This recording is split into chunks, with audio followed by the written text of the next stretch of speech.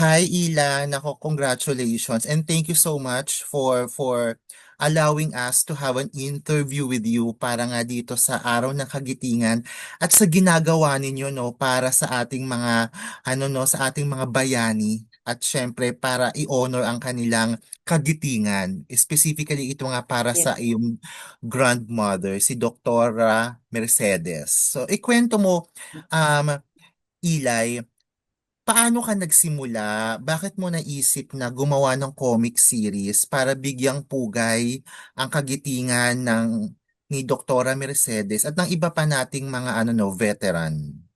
Sir. Thank you, sir. It's an honor for me to be here with your news agency. And una po sa lahat ay magandang hapon po sa inyo. Ako po si Eli, so I'm the granddaughter of First Lieutenant Dr. Mercedes Cuello Lazaro Musni, also known as Mommy Jen, and to the masses, to the Filipino masses. I've decided to create the comic book series regarding my grandmother and to honor the war veterans. When my grandmother passed away 2 years ago, sir. So it was actually AFFR, also known as the almost forgotten, now forever remembered. In Tagalog, muntik na nga nakalimutan, ngunit ngayon inaalala magpakailanman. Yan naman po yung Tagalog title po na yun. It came to me, sir, because right after my grandmother died, that was March 2024, nagkaroon po ako ng painful realizations that I took her stories for granted.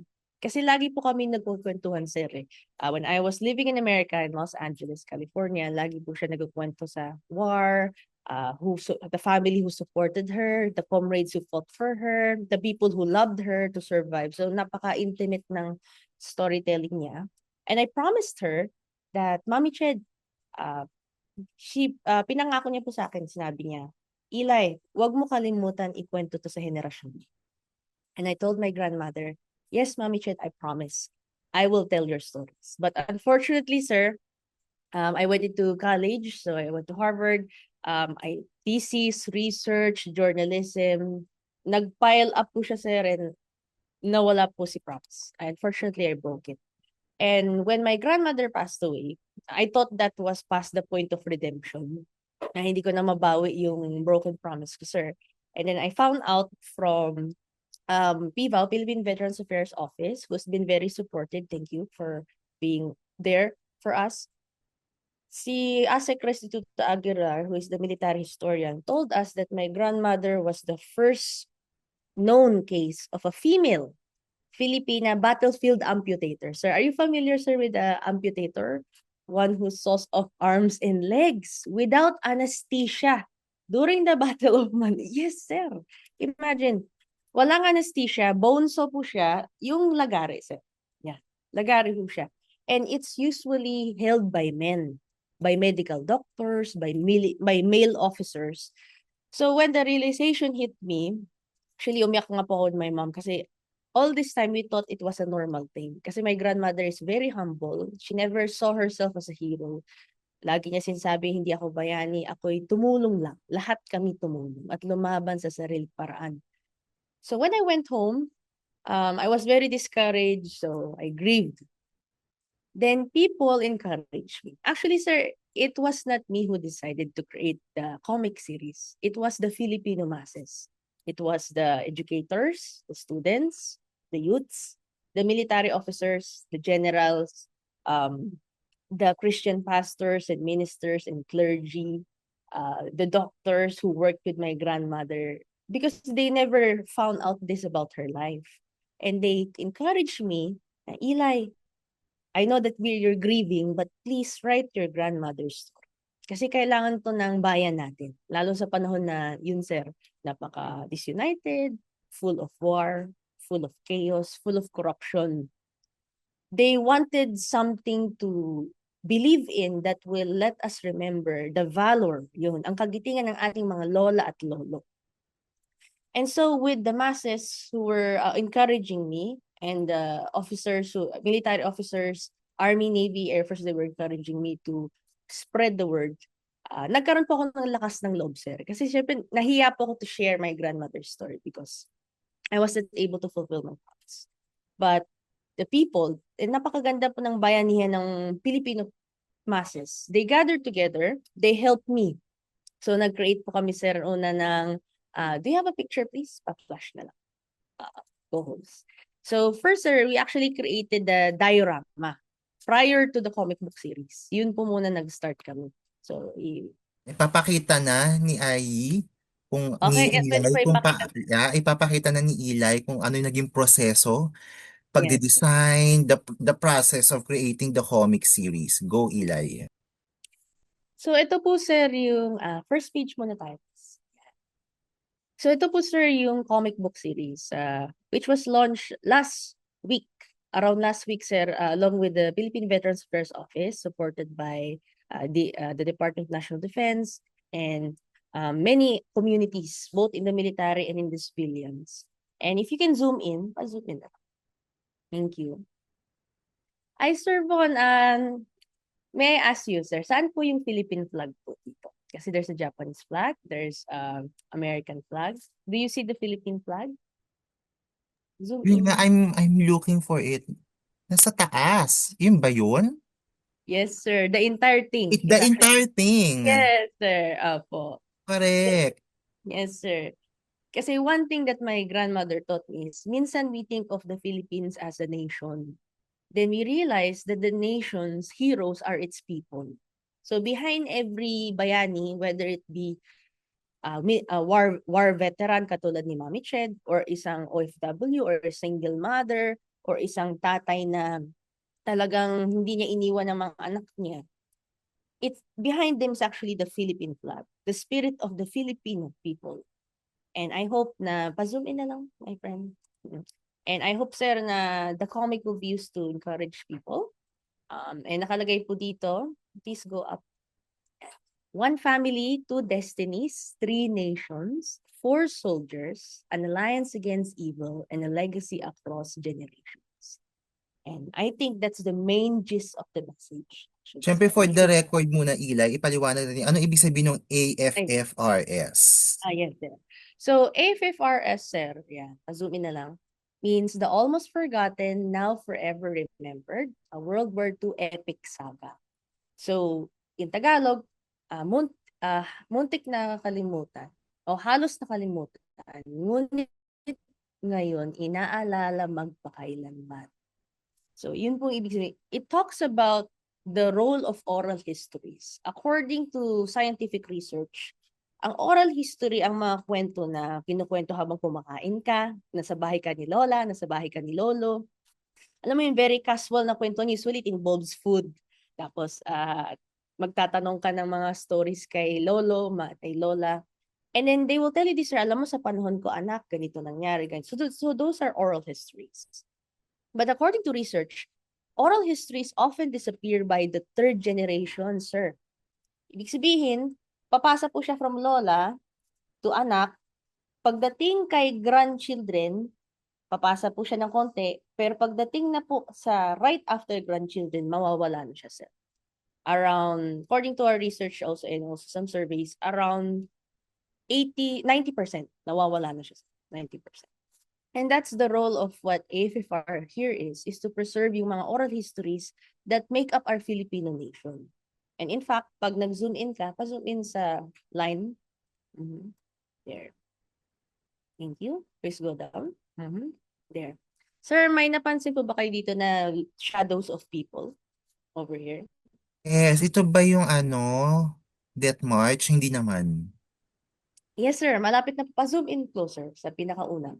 Yan. Tapos move there. Ito po, sir, actually, katipunan po siya. Ah, So, okay. nakataas po yung kamay nila, tapos may mga flags. Tama ho kayo, sir, that this is Bataan Death March. Yan. Yung bandang gitna. Yes, sir. Bandang gitna. Then if you can move to the side. May I ask, what do you see here, sir? Until, Sa dulong-dulo po ng remember. parang graduation, parang tagumpay. Yes, sir. Yun po yun. Actually, that is tagumpay. In short, our war veterans, our Filipino veterans, all fought, bled, endured, and sacrificed their dreams, their youth. Remember, sir, they were as young as us. 18, 19, 17, the youngest of whom was 12 years old in guerrilla in history. They fought for us. They sacrificed for us. They set aside their dreams and their youth so we can be who we are today. So we can, for example, I graduated. I walked the stage sa Harvard. Dala-dala ko po yung picture ng aking grandmother last year. And I realized na hindi pala ako naglalakad mag-isa. Lahat po tayo, nag-graduate tayo, we finish a major life accomplishment in education because of them. Because they gave up their lives to us. Binigyan sila ng Panginoon Diyos to help us walk forward in freedom. And unfortunately, sir, not a lot of young people don't have that realizations. Ano nga Our tinapos mo sa Harvard, Eli? Para lang for the record. Sige po.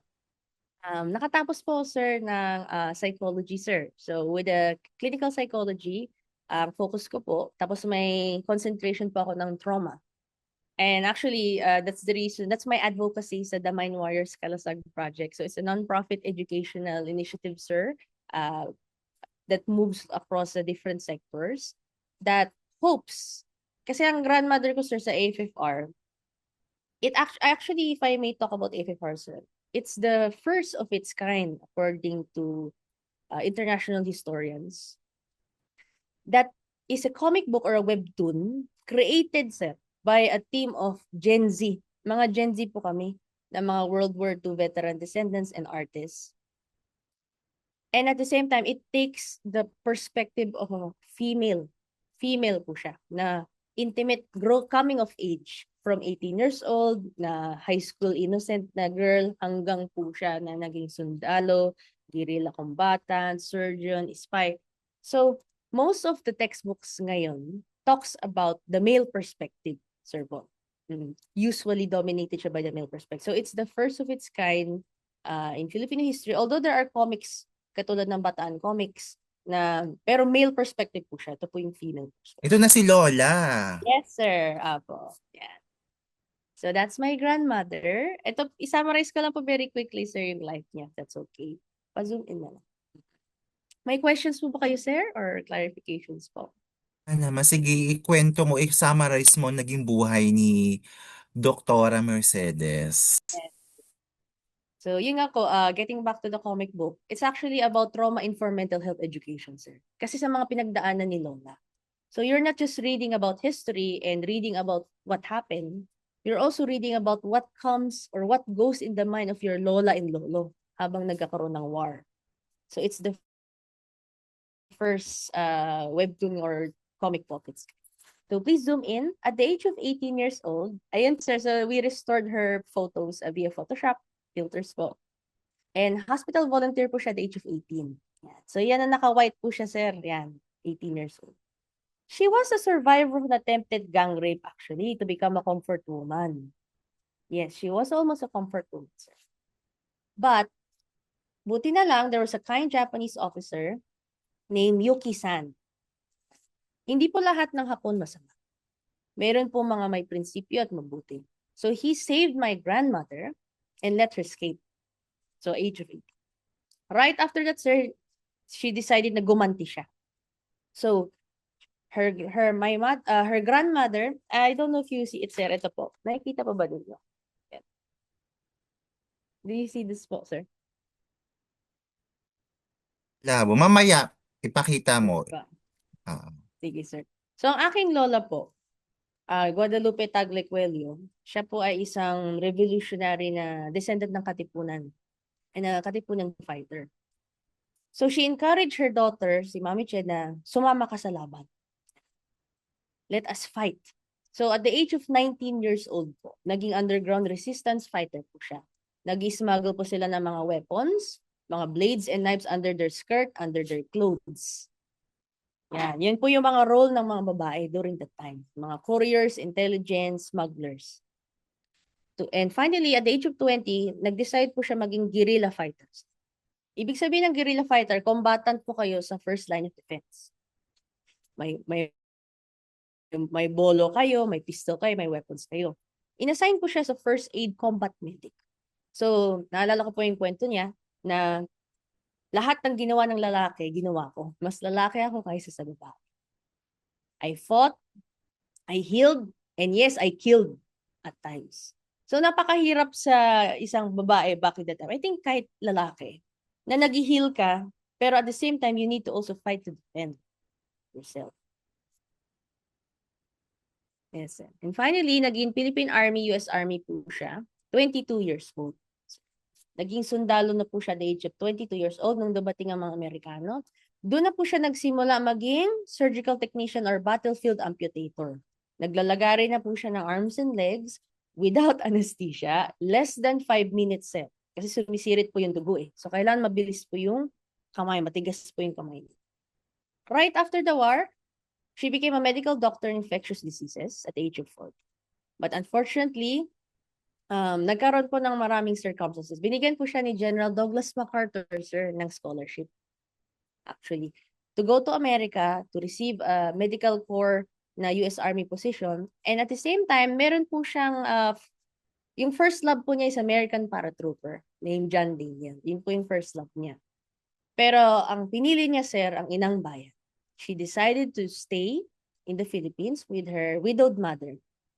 Kasi may pangako po siya sa aking lolo na hindi niya iiwanan ang Pilipinas. And he will serve the Philippines to the end. So kahit napakasakit sa kanya kasi mahal po niya si Sir Daniel, and syempre malaki yung opportunity ng Amerika, she set it aside.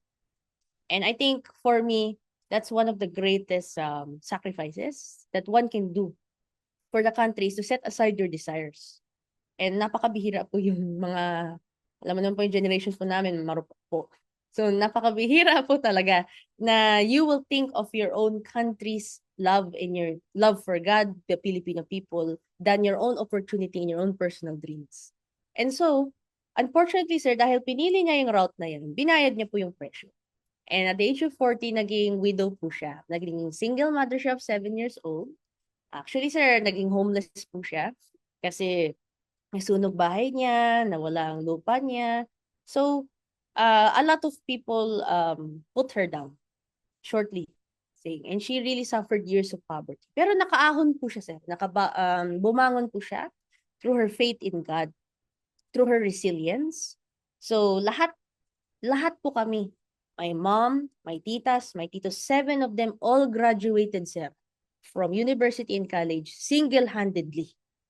Because a widowed single mother, a doctor who spent her night sleeping in San Lazaro 24/7, who visited her children in 3 different houses every day. She sacrificed that, sir, so we could have our dreams. And actually, sir, when I graduated, I realized, sir, na natapos ko pala yung dream ng aking lola. Kasi hindi siya nakatapos po sa Amerika eh. Pero yung dream na sana binigay sa kanya, binigay sa akin ng Panginoon, which I'm grateful for. And I was able to graduate from Harvard. Kaya when I graduated, hawak-hawak ko po yung picture po on the Wait, ceiling. taga saan kayo? Taga saan si Lola Ched, si Mami Ched dito sa Philippines? Sa Bacoor, Cavite, sir. She is actually Caviteño. Opo. Kaya ano po siya, lahing Katipunan po siya from the side of my grandmother. And sir, the story doesn't end here kasi at the age of 65 to 90 years old, nag-retire po siya. She encountered the Lord, sir. Personally, not the religion, pero the personal relationship with God, the everyday walk with Him. And there, she learned that God forgave her. And she decided to forgive herself and heal others. Kaya naging medical missionary doctor siya, sir, in infectious diseases. 65 to 90 po naman yan, sir. 65 to 90 years old. And hindi po siya nag-retire. Actually, sa buong Pilipinas, 3 lang po yung lugar na hindi niya napuntahan sa Luzon, Visayas, and Mindanao. From the Smoky Mountains hanggang sa Badjao, sa Mangyan, hanggang sa mga squatter sa Tondo, hanggang sa Sibugay, sa mga Muslim, those that are in extreme, infested with extreme radical terrorism. She believed that we must serve everybody, regardless of their faith, their background, and religion, because everybody is a child of God. And from there, at the age of 90, syempre sir, di na po siya makaging doctor kasi yung ears niya medyo mahina na yung eyes niya. So she said, if I cannot be a doctor anymore, I will offer to God my mind. So naging ano po siya, she became a servant, a minister, a Christian minister.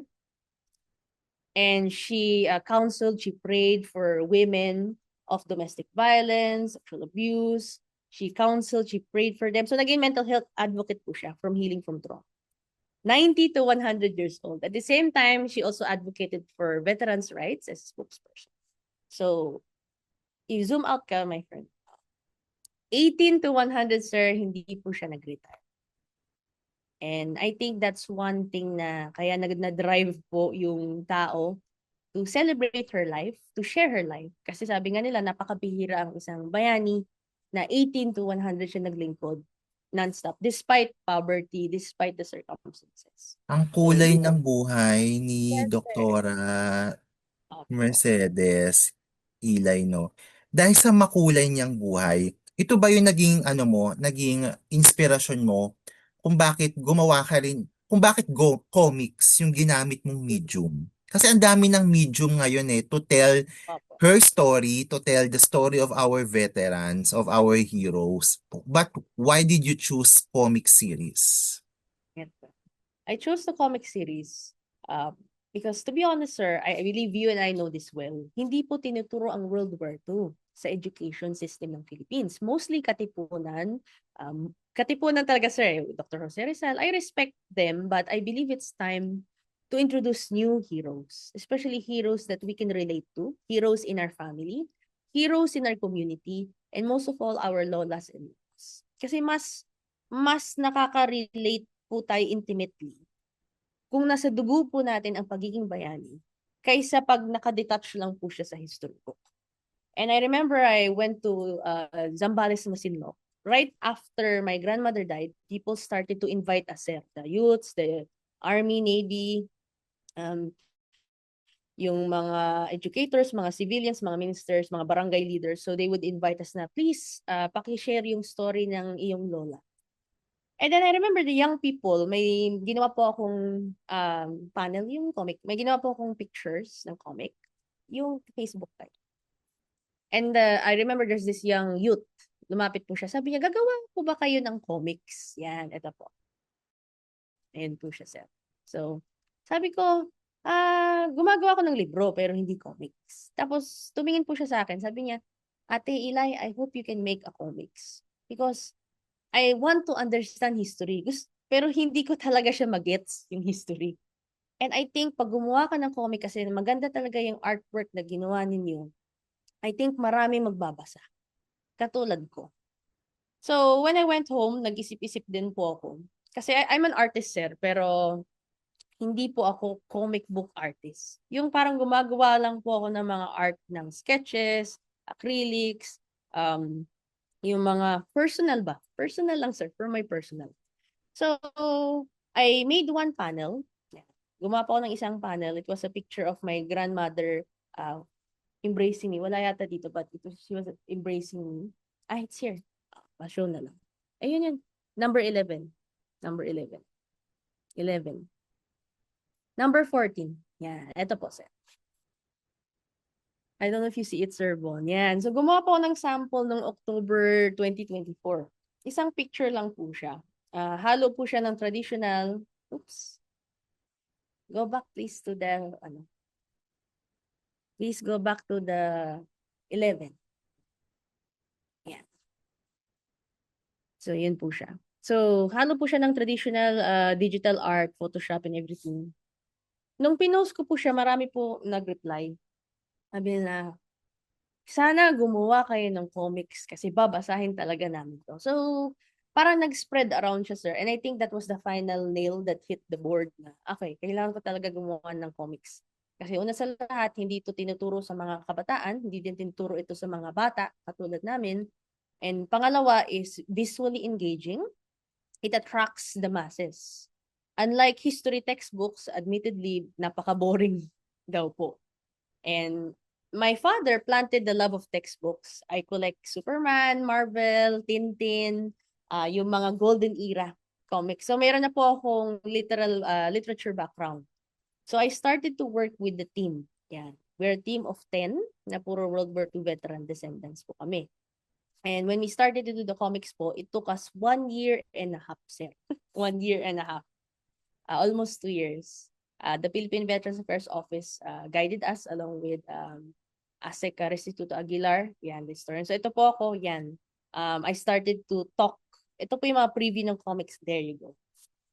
Ayan po. And then they saw na parang yun nga, first of its kind na female perspective po siya with education and psychological education. So they supported us, si Yusek Mapagu, Yusek Carbonell, Yusek Pablo Lorenzo of D&D. So nagulat po ako sir kasi from a small comic, parang naging movement po siya that was supported by una yung masa, pangalawa military, pangatlo yung government institutions. And if you can go down, yan. So, yan. Zoom in here, please. So, eto sir, ito po yung another comic panel I did. And a lot of young people are excited. So, they keep saying, kailan na po lalabas yung comic? Kailan? So, i-describe ko lang po yung characters, sir. Sa tingin po ninyo, Sir Von, sino po itong tatlong sundalo po na ito sa life ng aking lola? Ay, nakamute po kayo, sir. Sila yung mga nang invade sa atin. Pwede rin po, sir. Pwede Tapos rin. may Pinoy. Yes, sir. Well, actually, sir, you're right. Actually, these are the three men who loved my grandmother in their own special ways. Kasi tinanong ko po kay Lola na, how did you survive the war?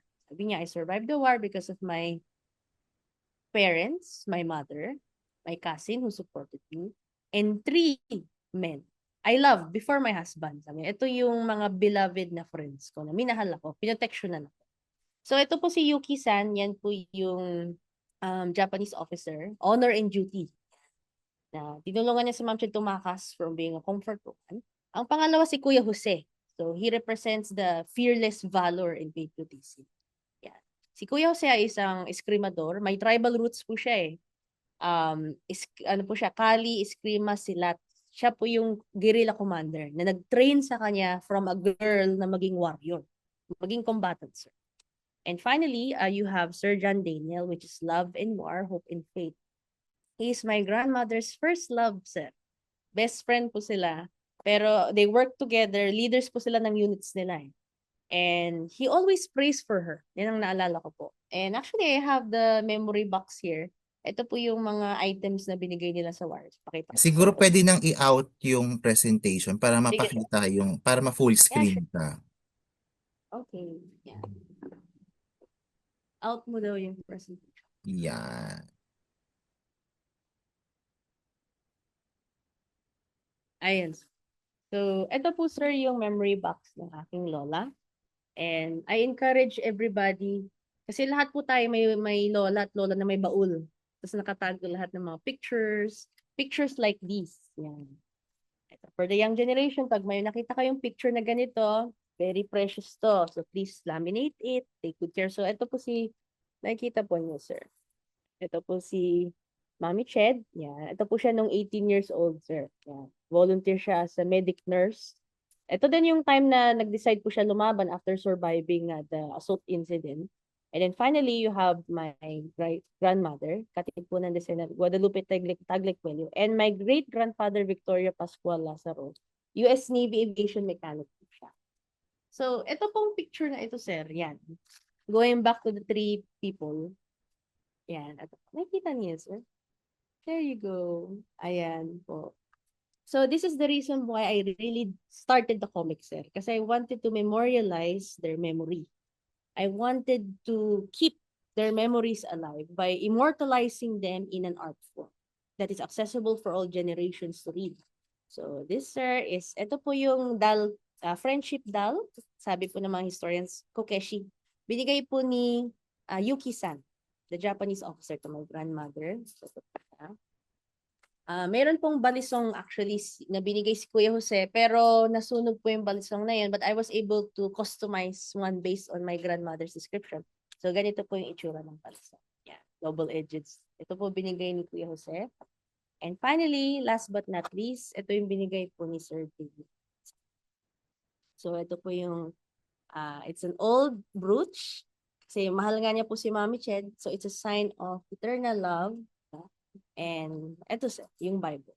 So this is a pocket Bible po ng binabasa ng mga soldiers. And one of the things that I'm grateful for is Sir Daniel always prayed for my grandmother. So in the comic also explores the themes of resilience and faith. How do you how do you survive and not lose your faith in God in a world that's full of evil? Diba? In a world na parang men commit very brutal war crimes. So faith is important kasi it lets them keep in touch yung humanity. So Sir Daniel, my grandmother would always pray together. So, lagi sila nag-pray That's together. And as a result, kaya nag-survive si Mami Ched psychologically. Kasi sir, syempre pag naglalagari ka halos everyday, tas correct. tayan, sir.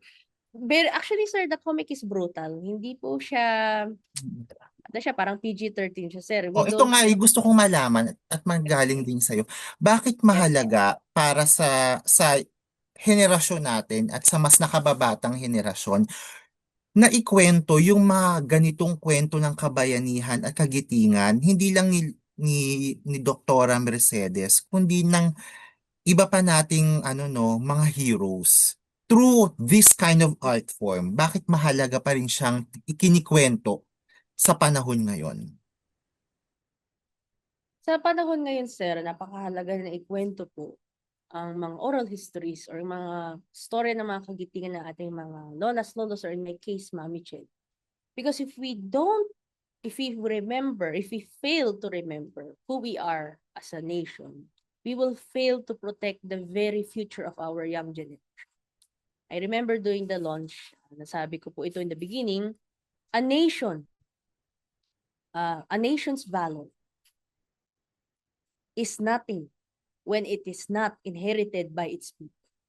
Ang kagitingan ng isang bansa ay magiging baliwala lamang kung ito imamana or magiging pamanang lahi sa ating mga young generation. You cannot blame the young generation kasi nga we are so discouraged sa corruption, we are so discouraged by the systems. But as I said to them, do not allow a few decades of corruption, do not allow a few decades of malpractices to remove your faith, to erase this history of valor na dumadaloy sa ating dugo, na galing pa sa mga ninuno natin, mga lolas, lolos, all who fought in their own special ways during the war, who survived, who died many times, but kept on going. That is the true Filipino resilience. That is what the true Filipino nation is. Not the modern day chaos, the war, the corruption, but the ancient history of who we are as a people. So if we fail to recognize these stories, sir, we will fail to recognize the psychology of what it means to be a Filipino patriot. And I think, sir, that's the reason why AFFRs was created, to preserve the storytelling for many generations to come and to give people the real reason why we must love our country even more in these times. Very And well said, Eli. thank you, Wait, sir. siguro last question ko na lang, Eli. Yes. Paano kami makakakuha ng kopya ng Yes. comic series na yan? Paano makakakuha ang publiko? How to get it? Where to buy it? Yan, ikwento mo. Sige po, sir. So, yun po, sir. And ito po yung mga comic books. So, they come in 3 different forms. We wanted to reach out to the masses. So, may pangmasa po na medyo mas affordable po siya. Meron naman pong standard comic. Then, meron naman pong collector's edition. Mas laminated po siya and more content. And you can definitely look for our comic books by checking our Facebook pages. So if you type the AFFR's World War II Epic Saga in Facebook and shoot us a message there, sir, you can order online. So right now, sir, we just launched last week.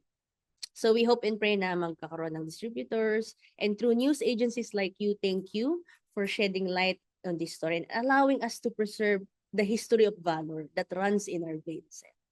So please like our page, the AFFR's World War II Epic Saga, and the Mind Warriors Project Kalasat. So yun po yung mga... Yes. Thank you, sir. Yay.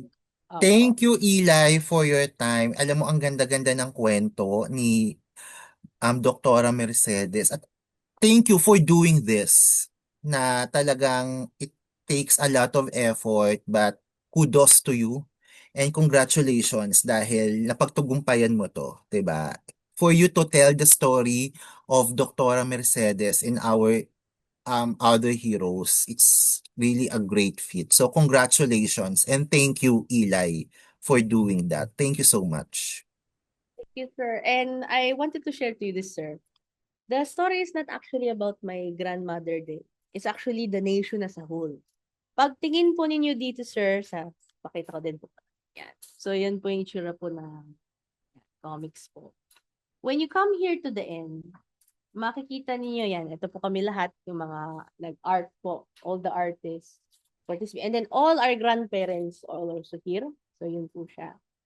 And finally, pag tingin po niyo, ito po yung mga other stories of those I interviewed. Yung descendants, American, Japanese, and Filipino. So, international perspective po siya, sir. So, ito yung mga Filipino guerrillas. Ito naman po yung mga American veteran heroes. Ito naman, sir, mga Japanese unsung heroes. And it encourages the youth or whoever is reading this, the soldier, the doctor, the masses, to write your own history, sir. We hope that you're inspired. After you read this, mag-research po kayo kung sino ang lumaban para sa iyo. Sino yung unsung hero mo? Kasi for me, personally, si Mami Ched po yung unsung hero ko. Pero alam ko sa bawat pamilya, may kabayanihan na nagtatago lang. And I believe that these stories must be told, sir. It's about time for these stories to be told. So ito yung mga, may mga posters po siya, yung mga art, and everything. And I believe na before, ang gusto ko lang po iwanan po sana ng word, if it's okay, na ang isang hindi ninyo alam kung gaano kalaki ang isang effect of kindness. So imagine, sir, because my grandmother decided to fight and involve her daughter, because a young Japanese officer defied the empire and decided to save my grandmother from being a comfort woman, because a Filipino commander believed that women can fight as well as men, na hindi sila pwede sa bahay lang, pwede sila lumaban. And because an American paratrooper and US soldier decided to love and pray for my grandmother, sir. Ito yung effect nun. Pinadala po sila lahat ng Diyos. Kaya buhay po kami ni Mami ngayon. So, in one effect of kindness can ripple and preserve the entire line of generations, can even save. And I hope that as the young person or as any person of any age watching this right now, you exist today because our veterans, our soldiers, our family heroes all fought to preserve us. And that is the real reason of the Araw of Kagitingan. Hindi lang po siya military, hindi lang po siya history, kundi ano ang personal na storya sa iyong pamilya sa panahon na hirap kayo pero pinili niyo hindi sumuko. I also want to, before we end po, I want to acknowledge the Philippine Veterans Affairs Office, PhilVet Rep, the American, Japanese, and Filipino historians who supported this story na maging international educational po siya. Maraming salamat po. And of course, thank you din. Thank you to the Lord who also supported me psychologically. So God bless you po.